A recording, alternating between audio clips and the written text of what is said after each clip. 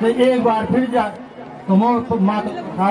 महसूस हुआ है कि यहाँ पे भक्तगण उपस्थित है, नहीं तो सुसुप्त अवस्था में आप लोग तो नाव नहीं जा रहे हैं।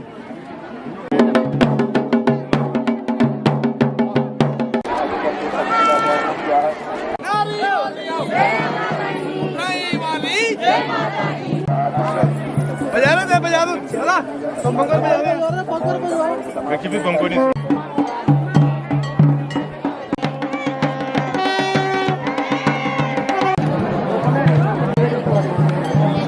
लेके दो सब आप हां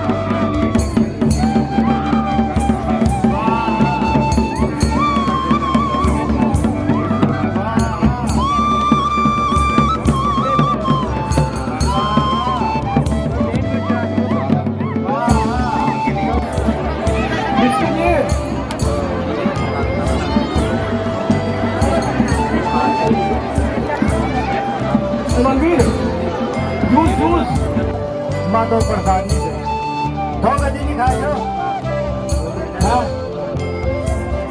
एक बार फिर जा तुम ठाकुर हो से बैठे जा थोड़ा जोर से बोलो, जय तारा लगाओ, जय माता दी, जय माता दी, जय माता नारी चंडिका की, जय माता नारी चंडिका की। मैं खुश हुआ कि यहाँ पे भक्तगण उपस्थित है, नहीं तो सुसुप्त अवस्था में आप लोग तो नाव नहीं जा रहे।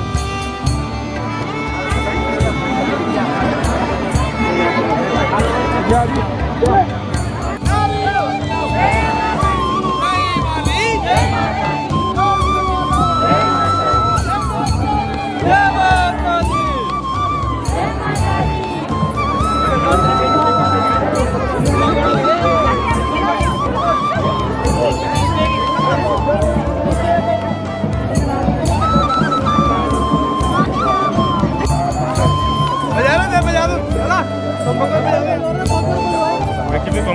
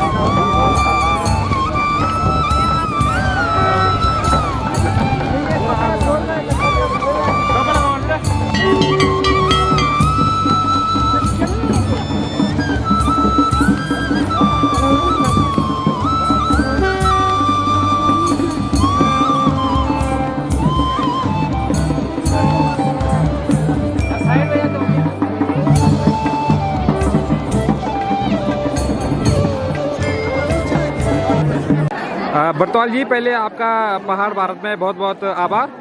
आज यहाँ पर माँ चंडिका की जो जल यात्रा है उसके बारे में आप भी थोड़ा सूक्ष्म रूप से बताइए हमें। नमो देव्ये महादेवये शिवाय शतकम नमः। नमो प्रकृते भद्राय नियता कुलताम स्मृताम। सर्वप्रथम मैं आपके समाचार चैनल का धन्यवाद अदा करना चाहता हूँ कि आप इतनी दूर से इतनी धूप में इस जो प्राचीन परंपरा है हमारे सनातन धर्म की, इसको अक्षुण्य बनाने में आपका अहम योगदान है। आप तीव्रतर वृद्धि करें।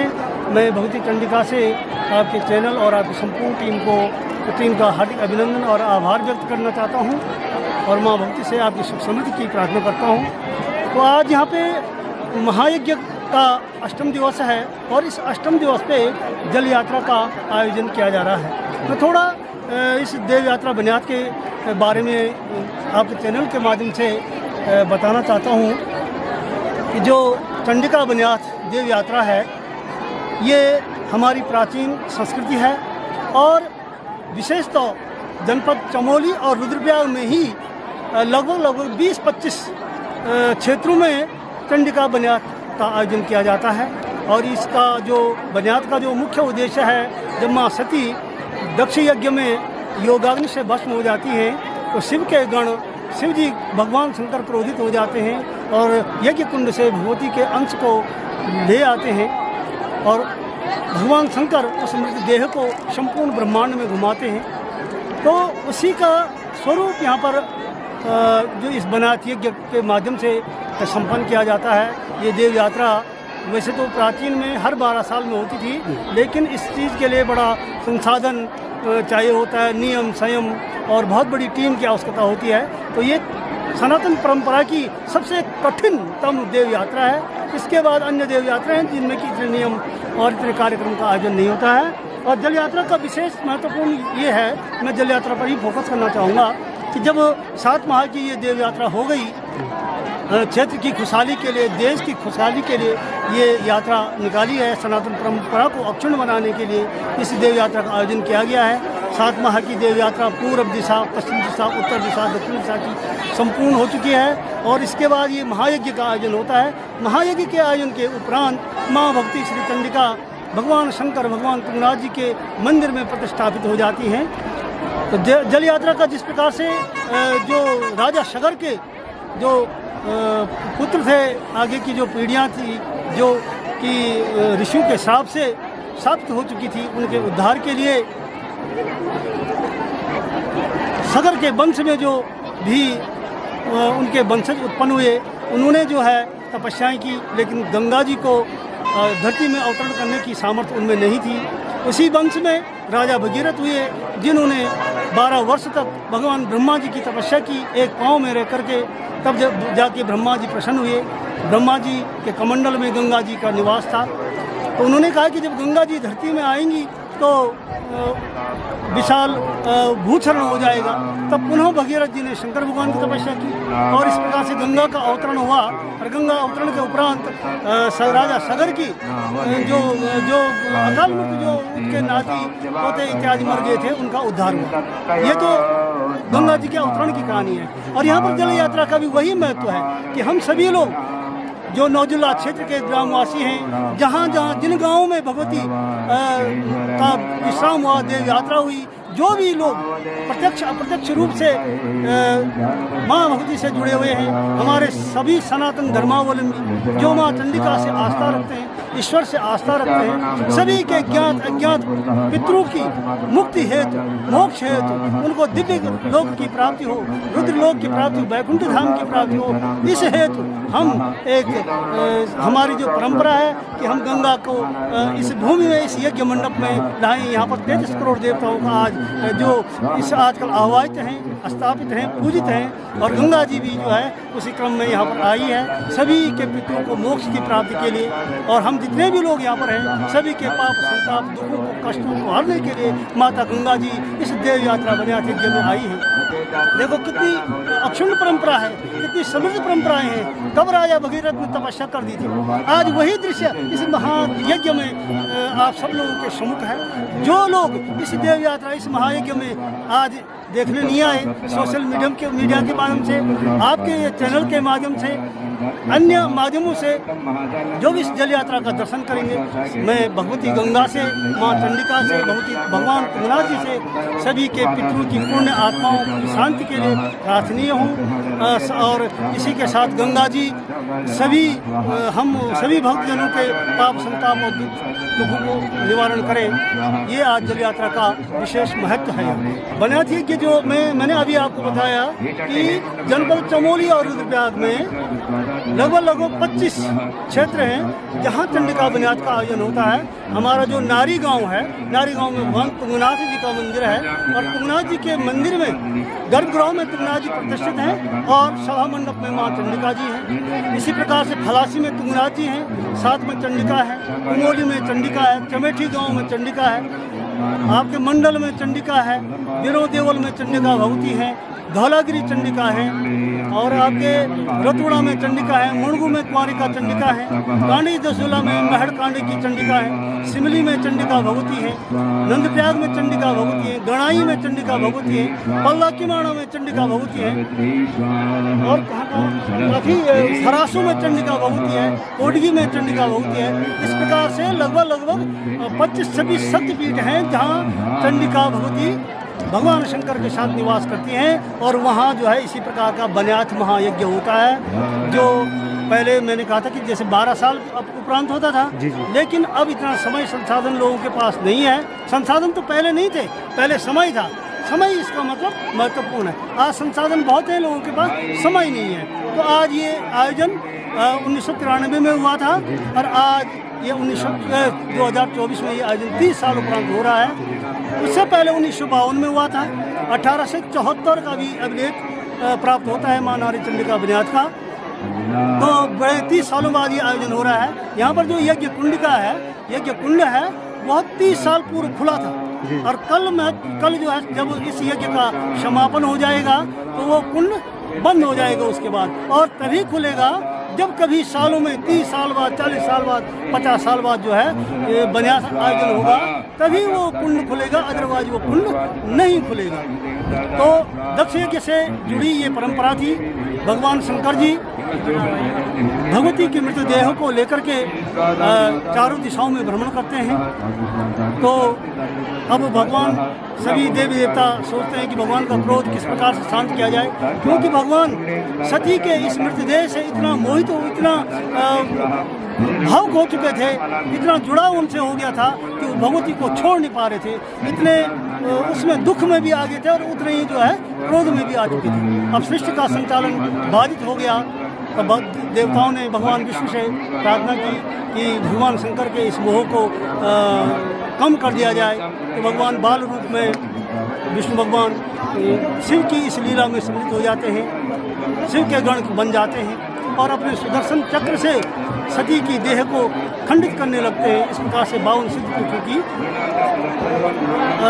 स्थापना होती है और जहाँ जहाँ ये देव यात्रा विश्राम की वहाँ वहाँ चंडिका भगवती के मंदिर बने। तो यही हमने ये देव यात्रा प्रारंभ की। इसमें एक ब्रह्म डोली है जिसे ब्रह्म निशान भी बोलते हैं, ब्रह्म कुंज भी बोलते हैं, बर्मा ठाकुर भी बोलते हैं। तो उसमें जो डोली है वो भगवती का शीश का भाग होता है और एक मूर्ति है काष्ठ, वो हर्ष का प्रतिरूप है। तो इसी को लेकर के ये भ्रमण कार्यक्रम होता है। पूर्व दिशा, उत्तर दिशा, दक्षिण दिशा, पश्चिम दिशा के उपरांत भ्रमण के उपरांत यज्ञ यहाँ पर समापन होता है। और ये बनियाद यज्ञ आप देख ही रहे हैं और अब इसके बाद जल यात्रा का कार्यक्रम होगा। आप सभी की सुख समृद्धि के लिए प्रार्थनीय है। धन्यवाद।